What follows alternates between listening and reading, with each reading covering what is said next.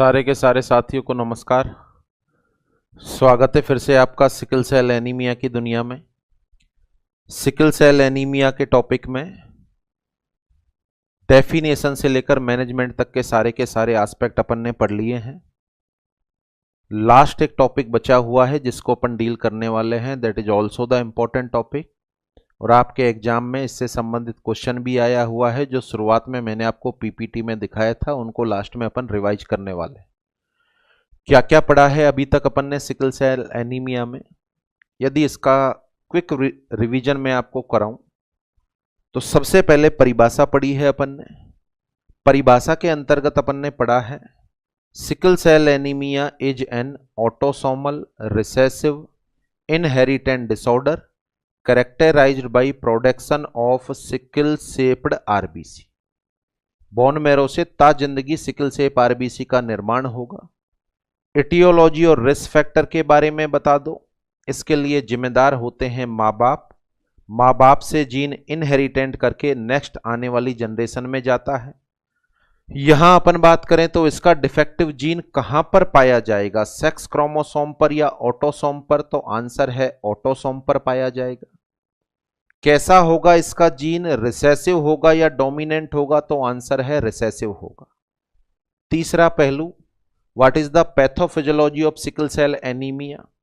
Sickle cell anaemia वाले मरीज में जो हीमोग्लोबिन के अंदर ग्लोबिन चेन होती है उसमें पाई जाने वाली बीटा चेन में 6 नंबर का जो एमाइनो एसिड होता है ग्लूटामिक एसिड, वह प्रतिस्थापित हो जाता है वैलिन से, जिससे डिफेक्टिव बीटा चेन बनती है। एक डिफेक्टिव बनेगी, दूसरी भी डिफेक्टिव बनेगी, पूरा ग्लोबिन डिफेक्टिव बनेगा। ग्लोबिन डिफेक्टिव होगा तो हीमोग्लोबिन डिफेक्टिव होगा, और हीमोग्लोबिन डिफेक्टिव होगा तो आरबीसी भी डिफेक्टिव बनेंगी, यानी डिफेक्टिव आरबीसी का निर्माण होगा जिनका शेप होगा हसियाकार या सिकल शेप, जिनमें ऑक्सीजन को ले जाने की क्षमता नॉर्मल आरबीसी की तुलना में ना के बराबर होगी। बोले तो ऐसे इंसान के अंदर ऑक्सीजन कैरिंग कैपेसिटी कम हो जाती है सिकल शेप्ड आरबीसी पाई जाने की वजह से। So that's why it is known as the sickle cell anaemia. अगला point, what is the clinical manifestation of sickle cell anaemia. Clinical manifestation के बारे में बात करें, सारे के सारे एनीमिया के सिम्टम बीमारी में मौजूद होंगे। हीमोलाइटिक एनीमिया है यह एक तरह का, हीमोलाइटिक जॉन्डिस इसमें पाया जाएगा। स्प्लीनोमेगेली होगी, हेपेटोमेगेली होगी, हैंड एंड फुट सिंड्रोम भी डेवलप हो जाएगा, और इंसान में इन्फेक्शन की संभावना नॉर्मल इंसान की तुलना में 10 गुना ज्यादा होगी, क्योंकि यहां पर स्प्लीन का इन्वॉल्वमेंट हो चुका है। अगला point, what is the diagnostic measure of sickle cell anaemia. सबसे पहले हिस्ट्री, यह बीमारी सामान्यतः कौन सी एज पर डायग्नोस होती है, आंसर है 6 महीने पर। 6 महीने से पहले क्यों डायग्नोस नहीं होती, क्योंकि वहां पर बच्चे के अंदर 6 महीने के बच्चे में हीमोग्लोबिन एफ, फीटल हीमोग्लोबिन की मात्रा पाई जाती है बहुत ज्यादा, जिसका रिप्लेसमेंट होने में लगभग 6 महीने का समय लगता है। फिजिकल एग्जामिनेशन में स्प्लीनोमेगेली, हेपेटोमेगेली, हार्ट रेट ज्यादा मिलेगी, बच्चा पूरी तरीके से पीला या व्हाइट मिलेगा। बोले तो एनीमिया और जॉन्डिस के साइन उसके अंतर्गत अपन को देखने को मिलेंगे। सोनोग्राफी कराओगे तो लीवर और स्प्लीन दोनों बढ़े हुए मिलेंगे अपन को। एलएफटी कराओगे तो बिलीरुबिन का लेवल ज्यादा मिलेगा। सीबीसी कराओगे तो आरबीसी के नंबर, हीमोग्लोबिन का अमाउंट, पैक्ड सेल वॉल्यूम तीनों कम मिलेंगे। रेटिकुलोसाइट काउंट कराओगे तो ज्यादा मिलेगा। एरिथ्रोपोइटिन का लेवल भी ज्यादा मिलेगा। आरबीसी का माइक्रोस्कोपिक एग्जामिनेशन करेंगे तो एबनॉर्मल शेप की आरबीसी मिलेगी। और लास्ट और बेहद इंपॉर्टेंट कंफर्मेटिव डायग्नोसिस होगा haemoglobin electrophoresis. Haemoglobin electrophoresis is the confirmative diagnosis of sickle cell anaemia. What are the management aspect of sickle cell anaemia. तो मैनेजमेंट एस्पेक्ट के बारे में यदि अपन बात करें, एक तो सलाह दे दो। कब तक माननी है जी सलाह, जिंदगी भर माननी है।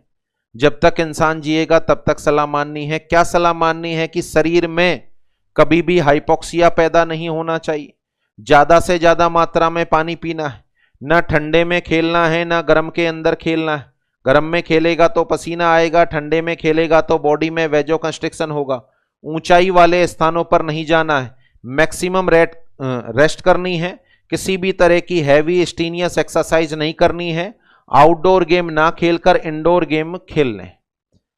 टेम्परेरी मैनेजमेंट बार बार आ रहा है, हर 6 महीने साल में 1 आध 2 बार आ रहा है, तो क्या करें, ब्लड लगा दो, ब्लड ट्रांसफ्यूजन कर दो। परमानेंट मैनेजमेंट की बात करें तो बोन मैरो ट्रांसप्लांटेशन। ये तो परिभाषा से लेकर मैनेजमेंट तक के एस्पेक्ट हो गए।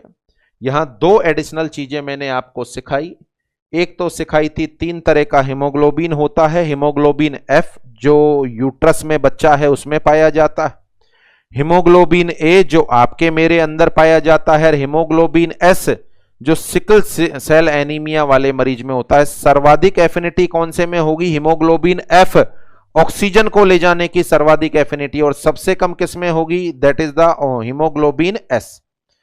एक और एडिशनल पॉइंट बताया, what is the meaning of sickling.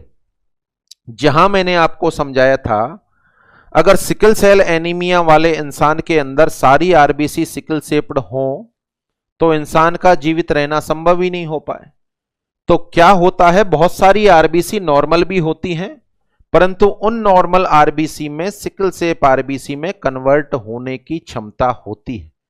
कब कन्वर्ट होती हैं वो, 2 अवस्था में, या तो बॉडी के अंदर हाइपोक्सिया हो जाए या फिर परफ्यूजन कम हो जाए, बोले तो हाइपोवोलेमिया की कंडीशन आ जाए। कौन कौन सी अवस्थाएं मैंने आपको बताई थी जिनके अंतर्गत शरीर में सिकलिंग प्रोसेस बढ़ जाता है, सिकलिंग प्रोसेस बढ़ जाता है। तो सिकलिंग प्रोसेस बढ़ने वाली अवस्थाओं को अपन ने यूजुअली नाम दिया था प्रेगनेंसी में, कोई अदर तरह का एनीमिया है उसमें, तनाव के दौरान, ये सारी की ऊंचाई पर जाने के दौरान, हाई एटीट्यूड के दौरान, और यदि ब्लड की पीएच कम होगी तो भी सिकलिंग का प्रोसेस बढ़ेगा। देखो ब्लड की पीएच कम होने का कारण होता है बॉडी में ऑक्सीजन तो कम हो जाए और कार्बन डाइऑक्साइड बढ़ जाए। शायद फंडामेंटल ऑफ नर्सिंग में आपने पढ़ा है, कार्बन डाइऑक्साइड बढ़ेगी तो वाटर के साथ रिएक्शन करेगी, बनेगा H2CO3। H2CO3 अनस्टेबल होता है, वो टूटेगा तो H प्लस आयन और HCO3 minus ion, H ion बढ़ेंगे, इसका मतलब पीएच क्या होगी, कम, और पीएच का कम होना भी सिकलिंग को बढ़ावा देता है। तो ये टोटल कंप्लीट हो गया टॉपिक ए से लेकर जेड तक। लास्ट पोर्शन बचा हुआ है जिसका नाम है सिकल सेल क्राइसिस। देखो क्राइसिस का मतलब आप समझते ही हैं, संकट आना। तो सिकल सेल एनीमिया वाले मरीज के अंदर संकट आ जाता है।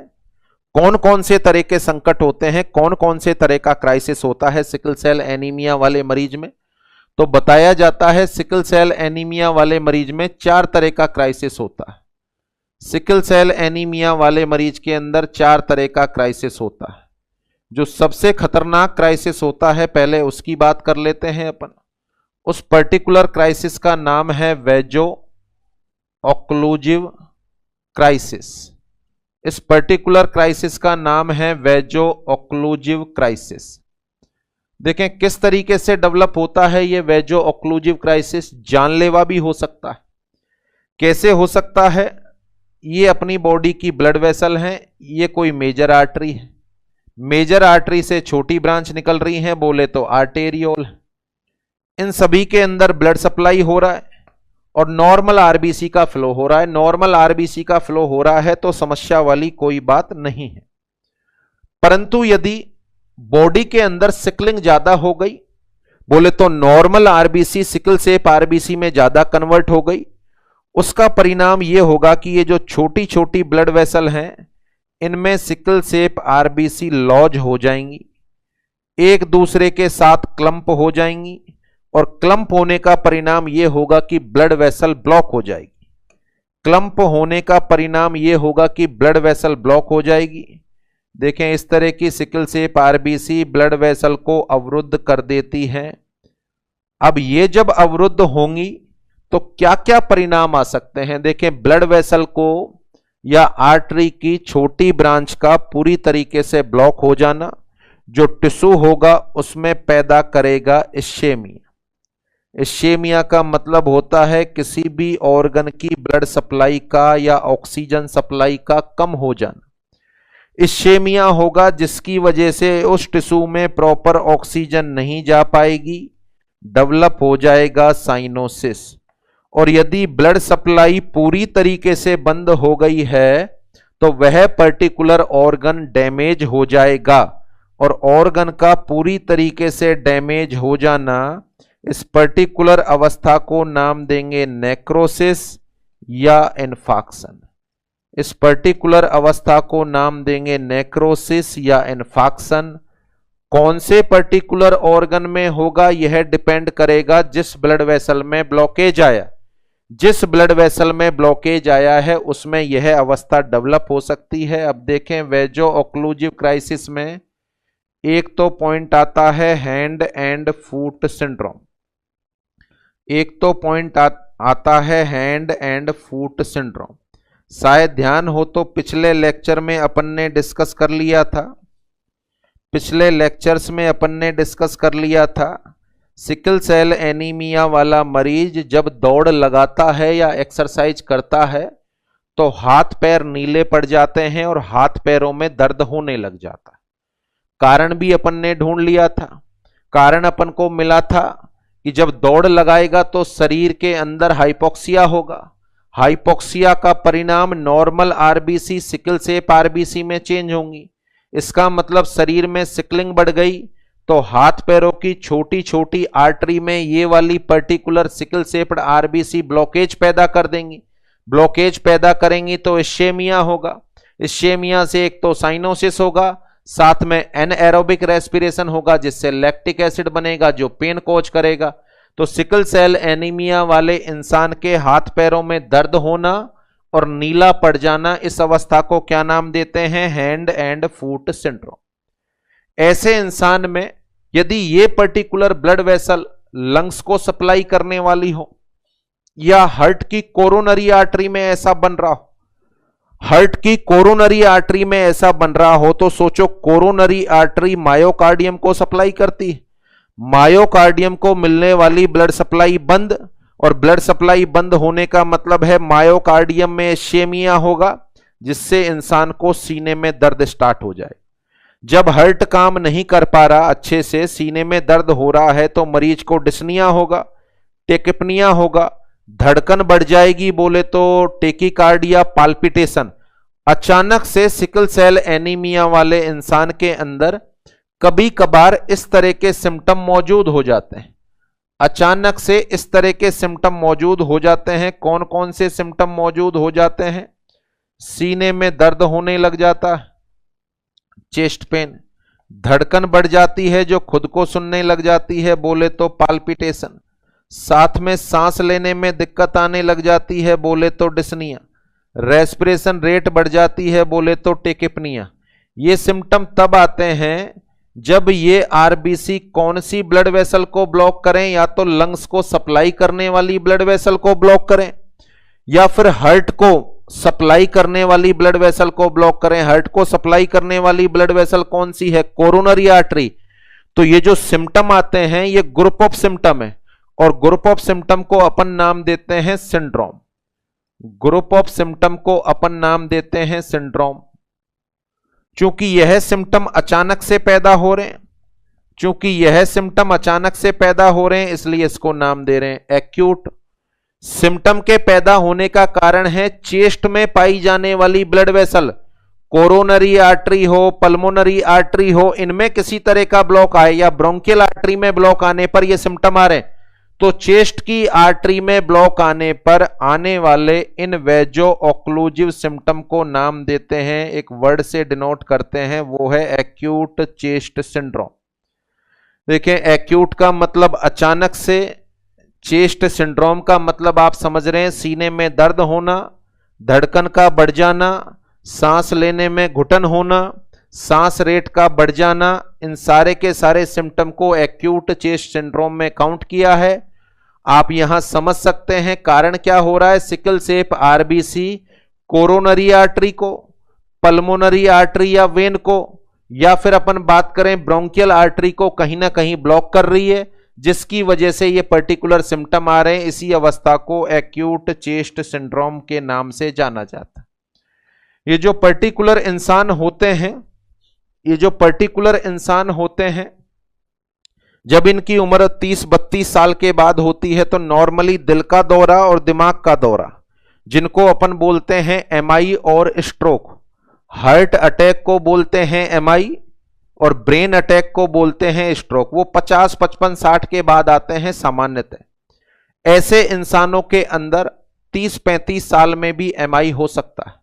सोचो, sickle shape RBC coronary artery को ब्लॉक करेंगी तो एमआई हो सकता है, ब्लड सप्लाई को पूरी तरीके से बंद कर दें तो, और कैरोटिड आर्टरी को ब्लॉक करेंगी तो मान सकते हो आप स्ट्रोक हो सकता है।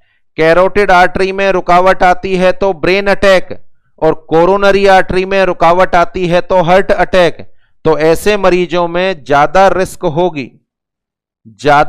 होगी एमआई की, risk of MI and stroke, तो ये सारी की सारी रिस्क ऐसे मरीजों के अंदर बनी हुई होती है। ये सारे के सारे टाइप जो मैंने आपको बताए हैं, they all are the type of crisis. कौन से क्राइसिस में शामिल कर रहे हैं अपन इनको? वेजो ऑक्लूसिव क्राइसिस में, वेजो ऑक्लूसिव क्राइसिस के अंदर शामिल कर रहे हैं। क्या है वेजो ऑक्लूसिव क्राइसिस?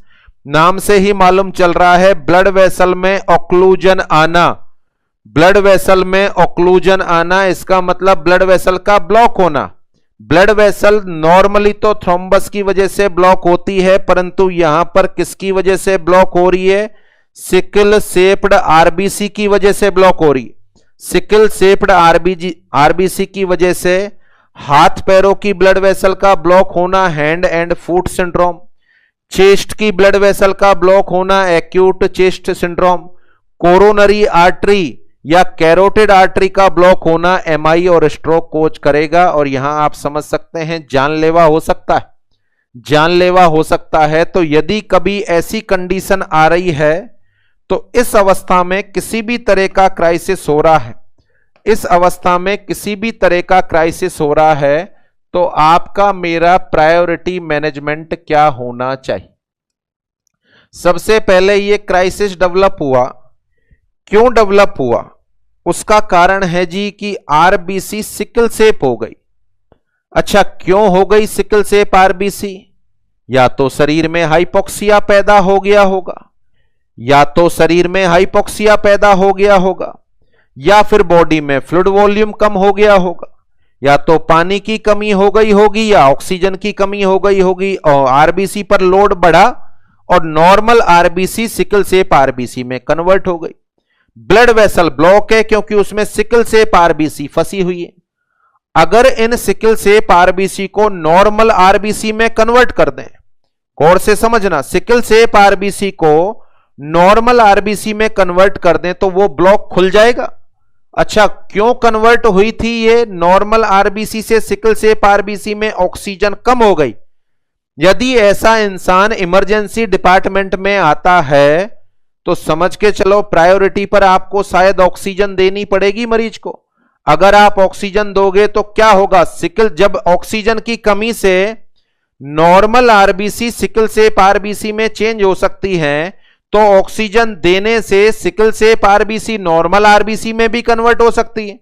तो पहला प्रायोरिटी मैनेजमेंट, इस तरह की किसी भी अवस्था में यदि मरीज आए तो पहला पॉइंट तो होगा उसको ऑक्सीजन लगा दो भैया, ऑक्सीजन लगा दो उसको, नंबर 1। नंबर 2, आईवी फ्लूइड भी लगा दो, नंबर 2 आईवी फ्लूइड भी लगा दो।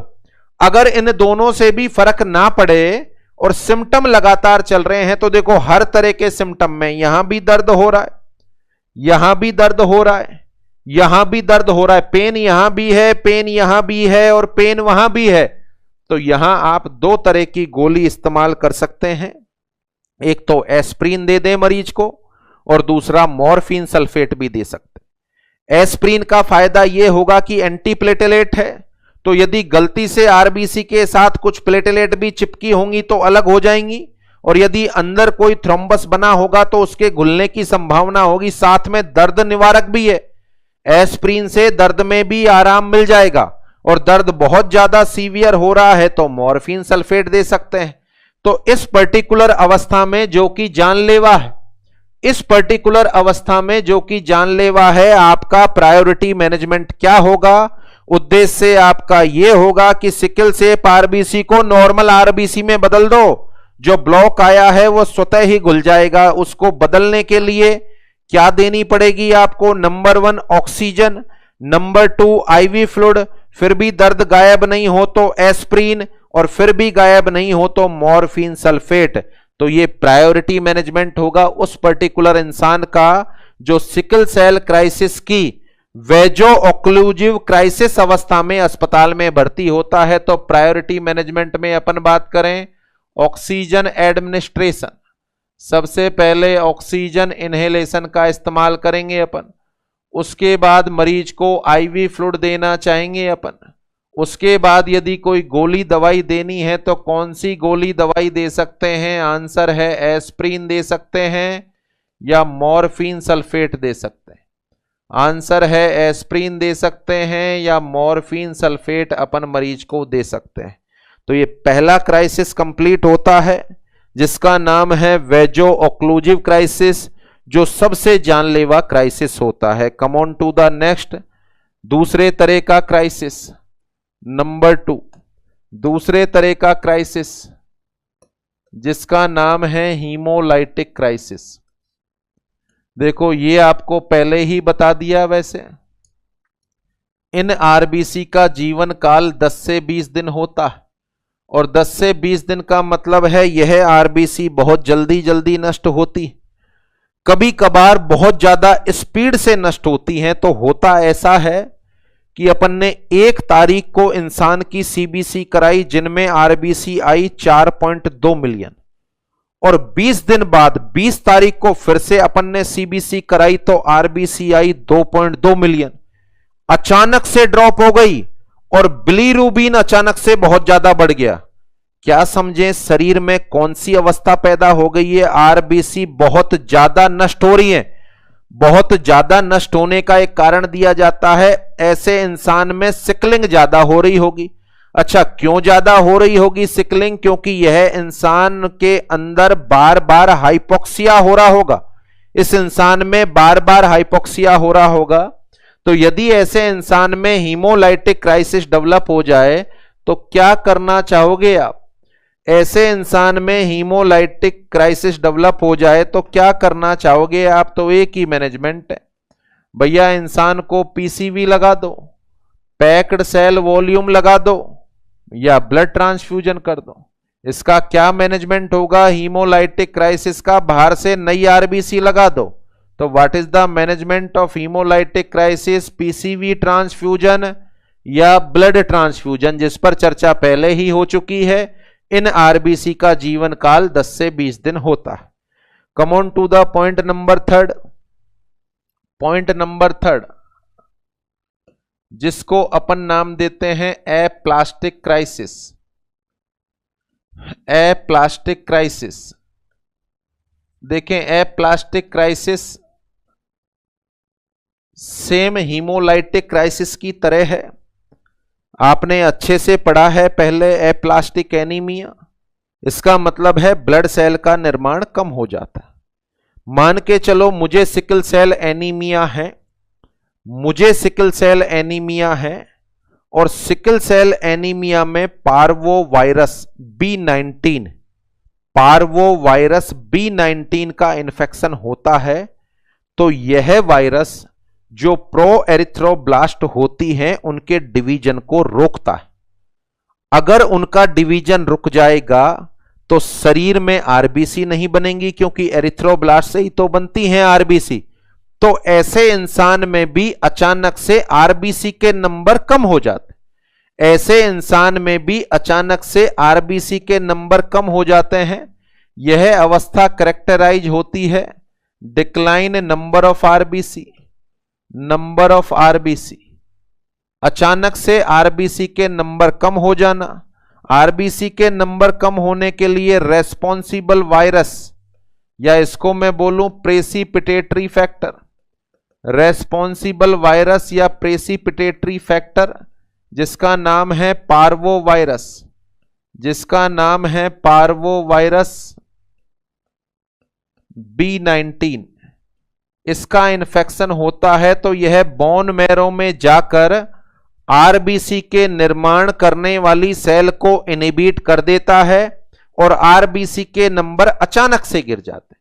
यानी इंसान में आरबीसी के नंबर पहले 1 तारीख को तो आए 4.2 और 20 तारीख को कराया तो आए 2.2 और साथ में उसको इन्फेक्शन के साइन भी लग रहे हैं, तो पॉसिबिलिटी है उसमें एप्लास्टिक क्राइसिस डेवलप हो गया। यहां आपके दिमाग में छोटा सा क्वेश्चन बन रहा होगा कि सर अभी अभी आपने इसमें भी तो यही बताया कि 1 तारीख के को तो आए 4.2 और 20 तारीख को आए 2.2, तो इस क्राइसिस में और इस क्राइसिस में कैसे अंतर करेंगे अपन? देखो, इस क्राइसिस में आरबीसी के नंबर घटेंगे, आरबीसी के नंबर घटेंगे। नंबर 2, हीमोग्लोबिन का अमाउंट भी घटेगा, हीमोग्लोबिन का अमाउंट भी घटेगा। नंबर 3 और सबसे इंपॉर्टेंट, बिलीरुबिन का अमाउंट बढ़ेगा, बिलीरुबिन का अमाउंट बढ़ेगा। सोचो, आरबीसी नष्ट होंगी तो बिलीरुबिन का लेवल क्या होगा? बढ़ेगा। जबकि ये जो अगली अवस्था मैं आपको पढ़ा रहा हूं, आरबीसी के नंबर बिल्कुल कम होंगे, हीमोग्लोबिन भी कम हो सकता है, बट बिलीरुबिन नॉर्मल मिलेगा। बिलीरुबिन नॉर्मल है, इसका मतलब आरबीसी नष्ट नहीं हो रही है और पुराने वाले हीमोलाइटिक क्राइसिस में बिलीरुबिन की वैल्यू बढ़ेगी। तो तीसरा क्राइसिस होता है एप्लास्टिक क्राइसिस। प्रेसिपिटेटरी फैक्टर होता है पार्वोवायरस B19। अब क्या इलाज करना चाहेंगे? तो सेम इलाज होगा। आरबीसी अचानक से ड्रॉप हो गई, आरबीसी अचानक से ड्रॉप हो गई और आरबीसी का अचानक से ड्रॉप होना, आरबीसी का अचानक से ड्रॉप होना, इसका मैनेजमेंट सेम होगा। पीसीवी लगा दो या ब्लड लगा दो, पीसीवी ट्रांसफ्यूजन कर दो या ब्लड ट्रांसफ्यूजन कर दो, तो दोनों का लगभग सेम मैनेजमेंट होगा। देखिए, तीनों के मैनेजमेंट अलग अलग है, तीनों का मैनेजमेंट अलग अलग है। एक बार फिर से बाद में रिवाइज करेंगे अपन, पहले ये चौथा क्राइसिस पढ़ लें। नंबर 4 जो क्राइसिस होता है, देखो कौन कौन से क्राइसिस के बारे में चर्चा की है अपन।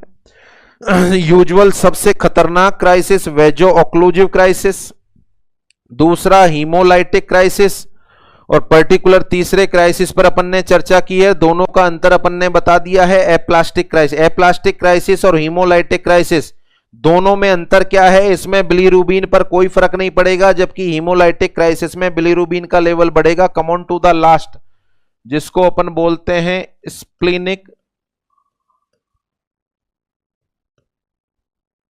Sequestration crisis, splenic sequestration crisis. देखिए, भली बात आप जानते हैं कि सिकल सेल एनीमिया वाले इंसान के अंदर आरबीसी बहुत ज्यादा नष्ट हो रही। पहला काम तो आरबीसी बहुत ज्यादा नष्ट हो रही है, तो स्प्लीन के ऊपर वर्कलोड कम है या ज्यादा है?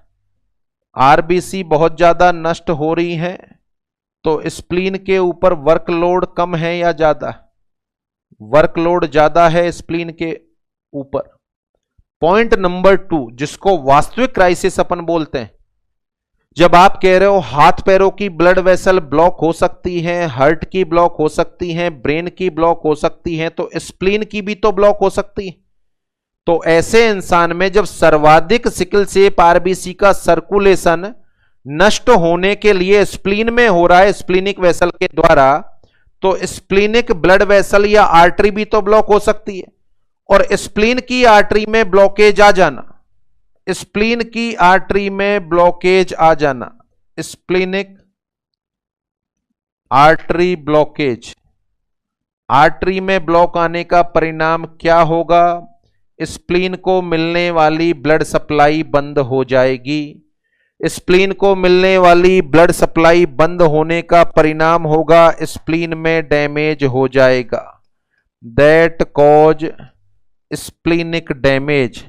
और कभी कभार स्प्लीन इतना ज्यादा डैमेज हो जाता है कि जो डैमेज हिस्सा है उसको ऑपरेशन के द्वारा निकालना भी पड़ता है।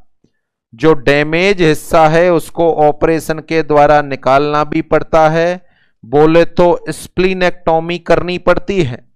और यदि स्प्लीनेक्टोमी हो गई तो आपकी मेरी बॉडी में मेजर लिम्फेटिक ऑर्गन होता है स्प्लीन, और जब स्प्लीन को ही निकाल दिया जाएगा तो बॉडी में रिस्क ऑफ इन्फेक्शन बढ़ जाएगा। तो यहां पर पर्सन का पूरा ध्यान रखना पड़ता है, पर्सनल हाइजीन को मेंटेन रखनी पड़ेगी, क्योंकि पर्सन का स्प्लीन या तो डैमेज हो चुका है या आपने निकाल दिया है। इस पर्टिकुलर क्राइसिस को नाम देते हैं स्प्लीनिक सीक्वेस्ट्रेशन क्राइसिस, जिसमें दो कारण से स्प्लीन में दिक्कत आ रही है। एक तो उस पर दबाव बढ़ा दिया, हर 10-20 दिन में उसको आरबीसी नष्ट करनी पड़ रही है, और साथ में स्प्लीन की आर्टरी में ब्लॉकेज आएगा तो स्प्लीन में इन्फेक्शन हो जाएगा। और कभी कभार ऐसे इंसानों में स्प्लीन को निकालना भी पड़ता है, जिसकी वजह से रिस्क ऑफ इन्फेक्शन बहुत ज्यादा हो जाती है। अगर यह अवस्था डेवलप हो जाए तो क्या करना चाहोगे आप? देखो, अगर यह अवस्था डेवलप हो गई तो जिंदगी भर अपन को उसको इन्फेक्शन से बचाना होगा। इसका मैनेजमेंट ये होगा, prevent the patient from infection, prevent the patient from infection. मरीज को इन्फेक्शन से बचाना पड़ेगा।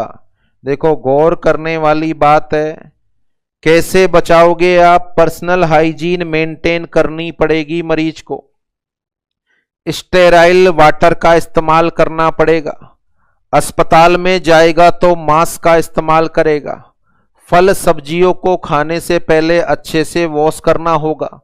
जब भी सितंबर अक्टूबर इस दौर में इन्फेक्शन ज्यादा होता है, फरवरी मार्च ये पर्टिकुलर वायरल सीजन माने जाते हैं, जब जब ये समय आए तो एक एक डेढ़ महीने के लिए बिना बीमार हुए एंटीबायोटिक खिला दो, बिना बीमार हुए एंटीबायोटिक खिला दो, बोले तो प्रोफाइलैक्टिक एंटीबायोटिक थेरेपी आपको मरीज को देनी पड़ेगी। तो ये इसका पर्टिकुलर मैनेजमेंट हो गया। तो ये चारों तरह के क्राइसिस हो गए। सिकल सेल एनीमिया में ये क्राइसिस होते हैं जिसकी वजह से इंसान का लाइफ स्पान कम हो जाता है, पर्टिकुलर समय तक नहीं जी पाता। तो ये सारे के सारे क्राइसिस हो गए। तो ये लास्ट टॉपिक आपका कंप्लीट होता है। यहां पर अपन ने डील किया है, 4 तरह के क्राइसिस होते हैं, 4 तरह के क्राइसिस होते हैं। टॉपिक अपन पढ़ रहे थे सिकल सेल क्राइसिस। पहले नंबर के क्राइसिस को देख लो, वेजो ऑक्लूसिव क्राइसिस। क्या क्या सिम्टम पैदा हो सकते हैं? हाथ पैरों में दर्द और नीला पड़ना, सीने में दर्द, पाल्पिटेशन, डिस्निया, टेकिपनिया जिसको अपन बोल रहे हैं acute chest syndrome. Sickle cell anaemia वाले इंसानों में दिल का दौरा, दिमाग का दौरा आने की संभावना बहुत ज्यादा होती है। कारण है ब्लड वेसल का ब्लॉक होना। कोरोनरी आर्टरी ब्लॉक होगी तो एमआई, और कैरोटिड ब्लॉक होगी तो स्ट्रोक होगा। क्या इलाज करेंगे यदि इमरजेंसी में ये मरीज आता है? आते ही ऑक्सीजन लगा दो। ऑक्सीजन लगाने का फायदा क्या होगा? बिना ऑक्सीजन के जब normal RBC sickle shape RBC में चेंज हो सकती है, तो ऑक्सीजन लगाने से sickle shape RBC normal RBC में चेंज हो सकती है। तो या तो ऑक्सीजन लगा दो, number 1 priority. Number 2 IV fluid दे दो। उसके अलावा एस्प्रिन दे सकते हैं, यदि कहीं थोड़ा बहुत क्लॉट प्लेटलेट से भी बन रहा होगा तो घुल जाएगा।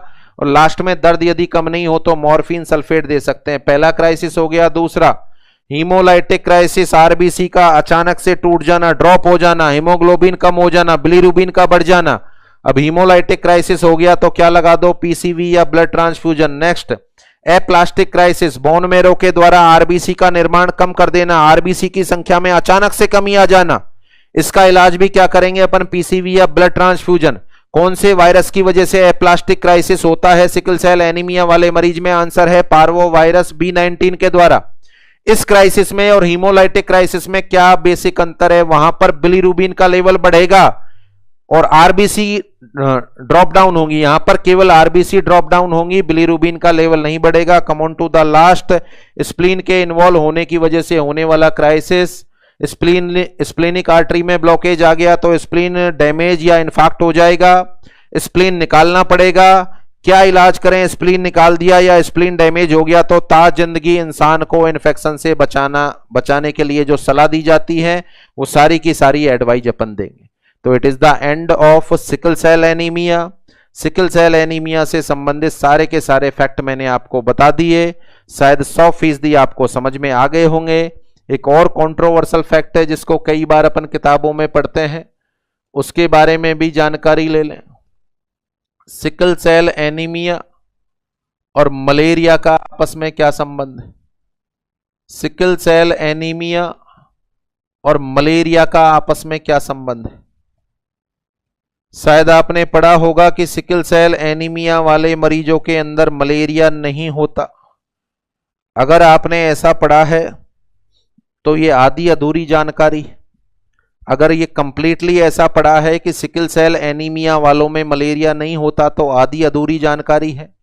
पूरी जानकारी यहां पर प्राप्त करेंगे अपन। देखिए, मलेरिया होता है एक पैरासाइट की वजह से। पैरासाइट का नाम है प्लाज्मोडियम। प्लाज्मोडियम की वजह से मलेरिया होता है। मॉस्किटो बाइट से प्लाज्मोडियम शरीर में एंटर करता है। एंटर करने के बाद सबसे पहले यह लीवर में जाता है। लीवर में जो प्लाज्मोडियम का साइकिल चलता है उसको नाम देते हैं अपन एक्सो एरिथ्रोसाइटिक साइकिल। एक्सो एरिथ्रोसाइटिक साइकिल नाम से ही मालूम चल रहा है। एक्सो का मतलब बाहर। किसके बाहर? आरबीसी के बाहर। आरबीसी के बाहर जो साइकिल चलेगा वो एक्सो एरिथ्रोसाइटिक साइकिल होगा, और आरबीसी के अंदर जो साइकिल चलता है उसको एरिथ्रोसाइटिक साइकिल बोलते हैं। यानी यह अपना जीवन काल आरबीसी के अंदर पूरा करता है। आरबीसी में यह मीरोजॉइट बनाता है। मीरोजॉइट बोले तो प्लाज्मोडियम के बच्चे, और बच्चे बनने के बाद आरबीसी टूटती है। देखो, पढ़ा है आपने अच्छे से, मलेरिया होने पर स्प्लीन का साइज बढ़ता है और लीवर का साइज भी बढ़ता है। स्प्लीन का साइज क्यों बढ़ता है? क्योंकि आरबीसी ज्यादा टूटती है। लीवर का साइज क्यों बढ़ता है? क्योंकि बिलीरुबिन का लेवल बढ़ता है तो लीवर को ज्यादा काम करना पड़ता है। तो यहां पर आरबीसी में इसका जीवन काल पूरा होता। इंसान को सिकल सेल एनीमिया है, इसकी दो अवस्थाएं होती। इंसान को सिकल सेल एनीमिया है, इसकी दो अवस्थाएं होती। एक अवस्था का नाम है सिकल सेल डिजीज, एक का नाम है सिकल सेल डिजीज। गौर से समझना इस बात को। ये वो इंसान होते हैं जिनके अंदर होमोजाइगस अवस्था में दो जीन मौजूद होते हैं। डिफेक्टेड जीन कितने हैं इनके अंदर? दो।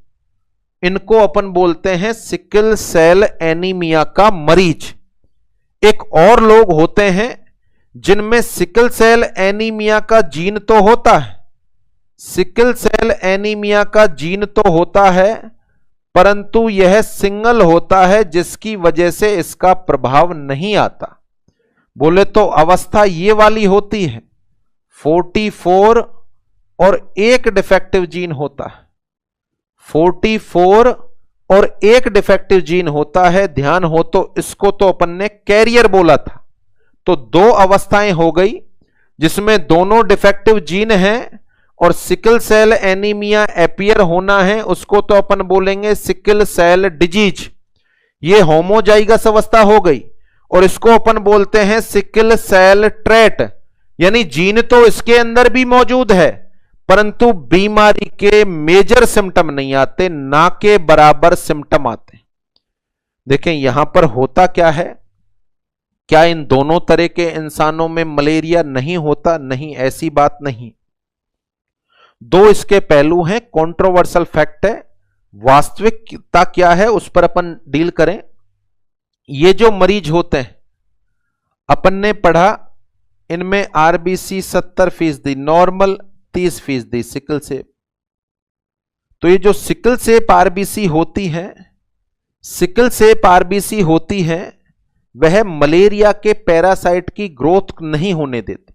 देखो, सिकल सेप आरबीसी इस तरह की होंगी, सिकल सेप आरबीसी इस तरह की होंगी। अब जनरल सा मतलब है ये आरबीसी प्लाज्मोडियम को कोलैप्स करके रखेंगी तो वह अपने बच्चे पैदा नहीं कर सकता। बोले तो मीरोजॉइट का निर्माण नहीं होगा। तो ये वाली आरबीसी सिकल सेल एनीमिया के प्रति थोड़ा बहुत प्रोटेक्शन देती। ये वाली आरबीसी सिकल सेल एनीमिया के प्रति थोड़ा बहुत प्रोटेक्शन देती हैं, परंतु अगले पॉइंट पर बात करें, ऐसे मरीजों में प्लाज्मोडियम का इन्फेक्शन यदि है और ये इन वाली पर्टिकुलर आरबीसी को इन्वॉल्व कर ले, ये तो नॉर्मल जैसी है, इनमें वायरस एंटर करेगा अब आप सोचो, ऐसे इंसानों के पास जीने का साधन एकमात्र यही तो है, क्योंकि ये तो ऑक्सीजन को कैरी नहीं कर पा रही हैं। अब इनमें यदि पैरासाइट एंटर हुआ और ये नॉर्मल आरबीसी नष्ट होने लग गई, तो बताओ इसके पास तो जीने का कुछ बचेगा ही नहीं। इसका मतलब यह है ऐसे इंसान मलेरिया यदि इनमें हावी हो जाए तो एक्सपायर भी हो जाते हैं। यानी सिकल सेल एनीमिया वाले मरीज में यदि मलेरिया हो जाए तो इनमें मृत्यु दर 4 गुना ज्यादा है नॉर्मल इंसान की तुलना में। अब बताओ क्या यहां मलेरिया के प्रति प्रोटेक्शन मिल रहा है? नहीं, मलेरिया के प्रति प्रोटेक्शन नहीं मिल रहा। परंतु ये जो मैंने आपको पढ़ाए, जिसको कैरियर अपन नाम दे रहे हैं, या यहां पर मैंने नाम दिया है सिकल सेल ट्रेट, यहां पर मैंने आपको बताया इनमें सिकल सेल एनीमिया नहीं होता। बात सही है, परंतु वास्तविकता यह है कि इनमें सिकल सेल एनीमिया होता है, परंतु आरबीसी का शेप इतना खराब नहीं होता जितना इसमें होता है। तो थोड़ी बहुत आरबीसी का शेप इनमें भी चेंज होता है, परंतु यह ऑक्सीजन को ले जाने में सक्षम है। ये ऑक्सीजन को ले जाने में सक्षम है। अब यहां अपन बात करें, ऐसे इंसानों में जब मलेरिया का पैरासाइट एंटर करता है तो इन पर्टिकुलर आरबीसी में यह ग्रोथ नहीं कर सकता, मल्टीप्लिकेशन नहीं कर सकता। तो ऐसे इंसानों में जिंदगी भर मलेरिया के प्रति प्रोटेक्शन मिलता है। जो आपने लाइन पढ़ी है काफी हद तक वो सही है, परंतु क्या वह सिकल सेल एनीमिया वाले मरीज के लिए लागू है? नहीं, ये तो मर सकता है, मलेरिया होने पर मर सकता है। तो जो लाइफ लॉन्ग प्रोटेक्शन मिलता है वो कौन से इंसानों में मिलता है? कैरियर में मिलता है। यदि अपन बात करें सिकल सेल कैरियर में क्या जिंदगी भर मलेरिया होने की संभावना नहीं है? ऐसे इंसानों को जहां पर मलेरिया एंडेमिक हो रहा है वहां पर छोड़ दिया जाए तो सारे लोगों में मलेरिया हो जाएगा, परंतु इनमें मलेरिया नहीं होगा। तो मलेरिया के प्रति जो अपन ने लाइन पढ़ी है कि जिंदगी भर प्रोटेक्शन मिलता है, जिंदगी भर प्रोटेक्शन मिलता है, वो कौन से मरीजों में मिलता है? सिकल सेल कैरियर में। कौन से मरीजों में मिलता है? सिकल सेल कैरियर में। और मलेरिया कौन से इंसानों में नहीं होना चाहिए? मलेरिया कौन से इंसानों में नहीं होना चाहिए? सिकल सेल एनीमिया वाले मरीज में नहीं होना चाहिए। इनमें हो गया तो इंसान की जान भी जा सकती है। Is that clear? तो ये थोड़ा कंट्रोवर्शियल फैक्ट है। अलग अलग तरह के हाइपोथेटिकल आपको पढ़ने को मिलेंगे। मैंने बता दिया सिकल सेल की 2 तरह की प्रजाति है। एक में तो 2 डिफेक्टिव जीन है, सिम्टम आ रहे हैं, वो तो सिकल सेल एनीमिया का मरीज है। एक में केवल 1 जीन है जिसको कैरियर बोल रहे हैं या सिकल सेल ट्रेट बोल रहे हैं अपन। इनमें कभी भी मलेरिया नहीं होगा और इनमें कभी भी मलेरिया नहीं होना चाहिए। हो गया तो मर जाएंगे, क्योंकि यह इन 70% के सहारे तो जी रहे हैं। और 70% आरबीसी यदि मलेरिया की वजह से नष्ट हो गई तो बचा क्या? इनमें सिकल सेल आरबीसी बची है। इट मींस यहां ऑक्सीजन ले जाने की क्षमता लगभग खत्म हो जाएगी। तो इनमें कभी मलेरिया नहीं होना चाहिए, पॉइंट नंबर 1। और इन इंसानों में जिंदगी भर कभी मलेरिया नहीं होता। जन्मजात मलेरिया के प्रति इनमें रेजिस्टेंस मिलेगा। इन इंसानों में जन्मजात मलेरिया के प्रति रेजिस्टेंस मिलेगा। Is that clear? तो ये सिकल सेल एनीमिया और मलेरिया के बीच का संबंध हो गया। तो it is the end of sickle cell anaemia. Sickle cell anaemia से संबंधित सारे फैक्ट मैंने आपको बता दिए। अब यहां पर जो शुरुआत की थी अपन ने कुछ लेक्चर पहले, उसी पर वापस आते हैं। और यहां आप साथियों को आंसर देना है और शायद 100% आप आंसर दे पाएंगे।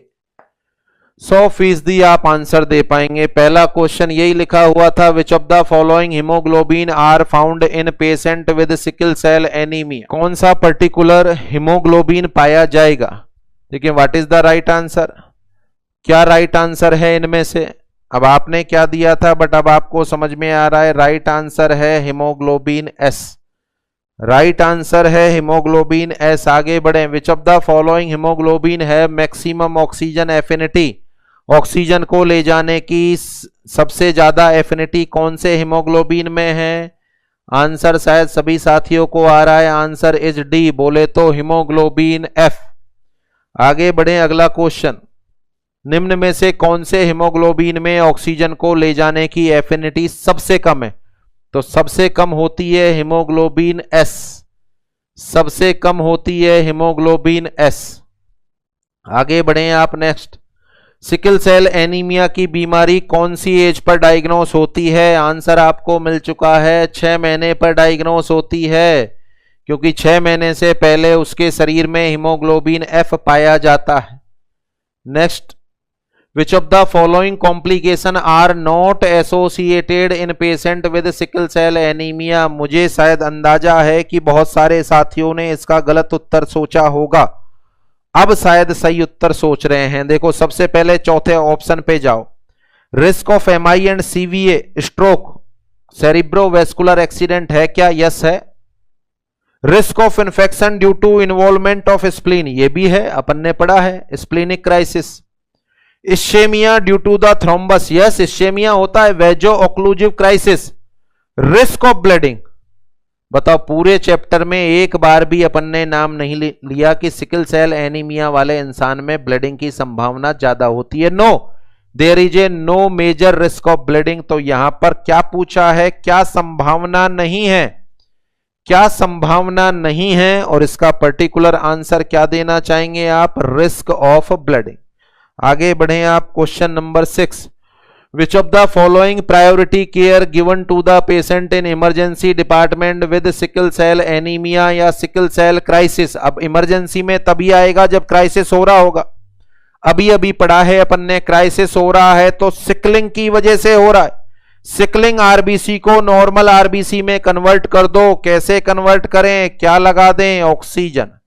Answer is oxygen administration. Come on to the next. Which of the following drug are commonly given to the patient with sickle cell anemia to prevent the sickling process? समझा दिया है आपको, एक दवाई ऐसी है जो फीटल हीमोग्लोबिन का लेवल बढ़ाएगी और साथ में सिकलिंग को भी रोकने का काम करेगी, और उस पर्टिकुलर दवाई का नाम है हाइड्रोक्सी यूरिया। पर्टिकुलर दवाई का नाम है hydroxyurea. Come on to the last question. Sickle cell anaemia वाले इंसान की शादी नॉर्मल फीमेल से होती है तो उसके बच्चों में सिकल सेल एनीमिया होने की संभावना कितनी होगी? अगर अपन कैलकुलेट करें, 44 क्रोमोसोम हैं या 46 हैं, अपन लिख 44 रहे हैं क्योंकि इसका जीन ऑटोसोम पर होता है। यहां भी 44 और ये नॉर्मल है। अब यदि आप इनसे गैमेट बनाओ 22, इससे गैमेट बनाओ 22, ये मेल गैमेट हो गए सिकल सेल एनीमिया के, ये फीमेल गैमेट हो गए जो नॉर्मल है। तो बताओ एक एक डिफेक्टिव जीन आएगा, एक एक डिफेक्टिव जीन आएगा। इनमें डिफेक्टिव जीन है ही नहीं। अब इनका फ्यूजन करा दो, मेल गैमेट का फ्यूजन फीमेल गैमेट से, 44 एक डिफेक्टिव जीन, इसका फ्यूजन फिर इससे करा दो, 44 एक डिफेक्टिव जीन, इसका फ्यूजन इससे कराया 44 एक डिफेक्टिव जीन, और इसका फ्यूजन इससे कराया 44 एक डिफेक्टिव जीन। चारों में एक एक डिफेक्टिव जीन है, चारों बच्चों में। चारों में से किसी में बीमारी नहीं होगी, सारे के सारे कैरियर होंगे, सारे के सारे कैरियर होंगे। क्वेश्चन क्या पूछ रहा है? सिकल सेल एनीमिया होने की संभावना एक में भी नहीं होगा, किसी में भी नहीं होगा। यानी यहां पर अपन आंसर दें तो आंसर होगा 0%। Answer is 0%। All are carrier the sickle cell anaemia are not appear in their offspring. अब देखो यहां एक और चीज सीखें, ये इसके जितने भी बच्चे होंगे सारे कैरियर होंगे, इसके जितने भी बच्चे होंगे सारे कैरियर होंगे। इस इंसान को एक बेनिफिट मिलेगा, इसके बच्चों में कभी मलेरिया नहीं होगा। अभी अभी टॉपिक पढ़ाया अपन ने, ये सारे कैरियर हैं, बोले तो सिकल सेल ट्रेट, इसके बच्चों में कभी भी मलेरिया नहीं होगा। Is that clear? तो ये क्वेश्चन जो आपको शुरुआत में लिखाए थे, सारे के सारे क्वेश्चनों का जवाब आपको मिल गया। तो सिकल सेल एनीमिया का टॉपिक अपना कंप्लीट होता है। नेक्स्ट लेक्चर के अंदर अपन डिस्कस करेंगे थैलेसीमिया, हीमोफीलिया, और जो बचे हुए समय अंतराल हैं बोले तो पीटी, आईएनआर और एपीटीटी। तो आज के अभी के लिए इतना ही। बहुत बहुत धन्यवाद।